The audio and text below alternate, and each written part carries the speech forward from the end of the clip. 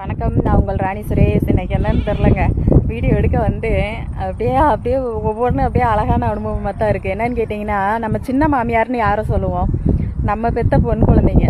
ஏன்னா அவங்க தான் அப்படியே மாமியாருக்குள்ளே போனால் அப்படியே இருக்கு. இதை பண்ணு, அதை பண்ணு, எனக்கு இதை பண்ணு, அதை பண்ணு. அதுவும் என் பொண்ணெல்லாம் கொஞ்சம் செல்லம் கொடுத்து வளர்த்துட்டேன் நான் ஒரு பொண்ணுன்ட்டு.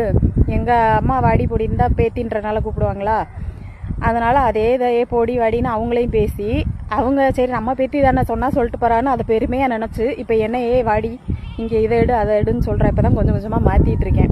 இது ஒரு பக்கம் இருக்கட்டும்.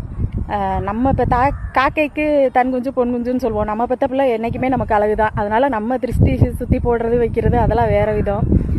ஆனால் என் மகன் எப்பயுமே என்ன சொல்லுவானா, இவ்வளோ பூ உனக்கு தேவையா, டெய்லி ஒவ்வொரு சேலை தான் அப்படின்ற மாதிரிலாம் பேசுவா. போதும் சின்ன மாமியா நிறுத்து அப்படிமே. இன்றைக்கி என்னன்னு தெரிலங்க, இந்த பாருங்கள், இந்த சேரீ கட்டி பூவெல்லாம் வைக்கல, சேரீ மட்டும்தான் கட்டியிருந்தேன். என்ன இன்னைக்கு ரொம்ப அழகாக இருக்க, இந்த சேரீ உனக்கு சூப்பராக இருக்குது, இனிமேல் இப்படி சேரீயே எடுமா, உனக்கு இன்றைக்கி நான் சூடம் சுற்றி வைக்கிறேன், இன்றைக்கி உனக்கு திருஷ்டி சுற்றி போடணும் அப்படிங்கிறான்.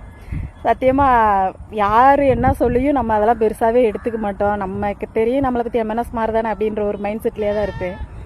என் மகன் இன்னைக்கு நீ ரொம்ப அழகாக இருக்க, உனக்கு திருஷ்டி சுற்றி நான் போடுறேன், நான் இன்னைக்கு உனக்கு சூடம் சுற்றி வைக்கிறேன் அப்படின்னு சொல்லும்போது உண்மையாலுமே ஒரு நம்ம பெத்த பிள்ளை நம்மளை சொல்லும்போது, அவர் அம்மாவை சொல்லும்போது நமக்கு எவ்வளோ ஹாப்பியாக இருக்கும்.